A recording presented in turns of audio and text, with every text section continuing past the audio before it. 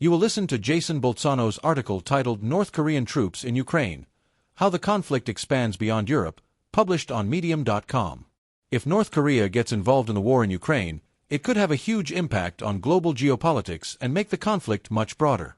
Just providing weapons or military aid to a country at war doesn't necessarily make that country a direct participant in the war. However, if a country's military personnel fight alongside one of the warring parties, especially through a formal agreement between states, it can be considered an active participant in the conflict. It looks like North Korea is about to get involved in the Ukrainian war. If this is true, it could have a huge impact on the global balance of power and extend the conflict's reach. Ukrainian military intelligence sources say that the Russian army is putting together a unit of 3,000 North Korean soldiers. It seems that these troops are currently undergoing training at military bases in Russia's Far East before being deployed to the front lines. One such training center is located in the Ulan-Ude region, near the Mongolian border. Ukrainian President Volodymyr Zelensky has been saying for days that North Korea is getting directly involved in the war. He said that North Korea is sending weapons and ammunition to Russia, but also soldiers. This makes things even more complicated in the region. Last week, the South Korean defense minister said it was likely that North Korean troops would be sent to Ukraine in October and November. The South Korean minister said this based on intelligence from North Korea. If North Korea gets involved in the war with thousands of troops, it could have a huge impact, potentially drawing other countries from the Asia-Pacific region into the conflict. If North Korean troops are deployed, countries in the Pacific might feel like they have to take action, which could make things worse. The BBC is reporting that there's already been a lot of movement near a military base in Vladivostok, which is right near the North Korean border. However, it seems that the number of North Korean troops arriving at the base is not in the thousands, but rather just a few dozen. The United States is keeping a close eye on these developments. U.S. State Department spokesperson Matthew Miller said that Russia's reliance on North Korean troops shows a new level of desperation, suggesting that Moscow's ability to sustain the war has been significantly weakened. Miller's statement suggested that Russia's military situation is so dire that it's now turning to a previously isolated regime like North Korea for assistance. But maybe calling this a sign of desperation is more of a political statement. After all, if North Korea had sent troops to fight for Ukraine, Kiev would likely be very grateful for the support. We should look at Miller's comments through a political lens, not just as an objective analysis. Earlier this year, Russian President Vladimir Putin and North Korean leader Kim Jong-un formalized their alliance during a reception in Pyongyang, marking a new level of military cooperation. The North Korea-Russia alliance was a big moment in global politics, especially for North Korea, which had been isolated from the rest of the world for years. For Kim Jong-un's regime, teaming up with a military superpower like Russia is a huge win. Over the past few months, North Korea has been supplying Russia with a lot of ammunition, which has helped to ease some of the supply shortages the Russian army has been facing. While neither side has been eager to publicly confirm this trade, the evidence is there for all to see. Photos of the shipments and missile fragments found in Ukraine have Korean markings on them, which confirms what we already knew, that there's military cooperation going on. But sending troops is a much bigger deal. It's a whole new level of collaboration. If North Korea were to send 3,000 or more troops to the front lines in Ukraine, it would officially be involved in the conflict. If North Korea were to get involved, it would no longer be a two-party conflict between Russia and Ukraine. It would be a war involving at least three nations. Russia, Ukraine, and North Korea are all involved. Needless to say, other countries are already involved, even if indirectly. The US, UK, and France are all backing Ukraine, while Belarus and Iran are helping Russia in various ways.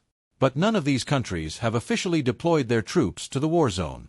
France, the UK, and the US have sent personnel and specialists, but these aren't regular troops. They're advisors, technicians, and contractors, usually working behind the scenes. On the other hand, North Korea's deployment of thousands of soldiers would be a direct and tangible contribution to the Russian war effort.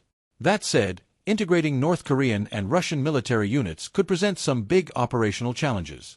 The two countries have different military doctrines, and there's a big language barrier between their forces.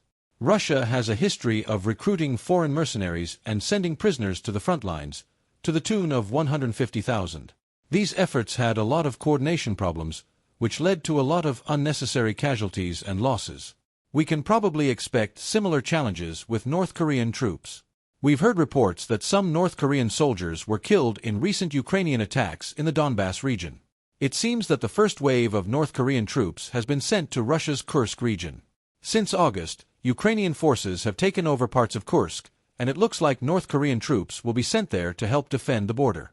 Valery Rabik, editor of the Ukrainian media outlet Defense Express, said that these units won't be sent to the front lines right away. They'll probably secure certain areas along the Russia-Ukraine border, freeing up Russian troops to fight elsewhere. North Korea has a population of around 26 million, which is on the smaller side. On the other hand, North Korea has one of the largest militaries in the world, with 1.28 million active soldiers.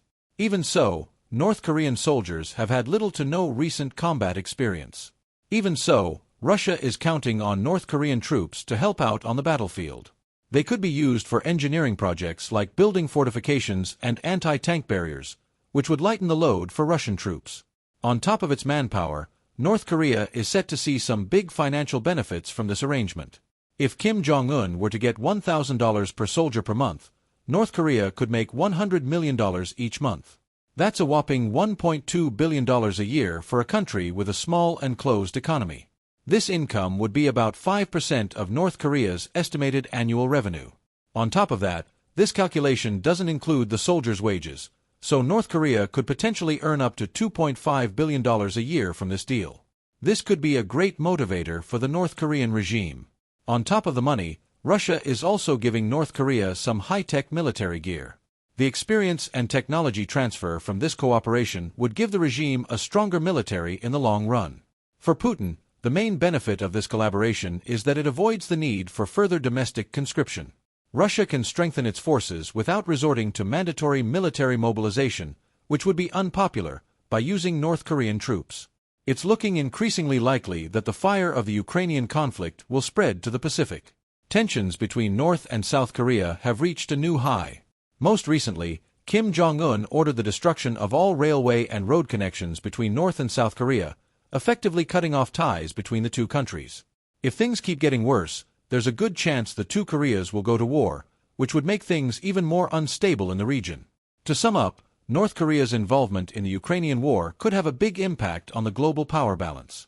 This move could have consequences that go beyond Eastern Europe, potentially drawing in other nations in the conflict.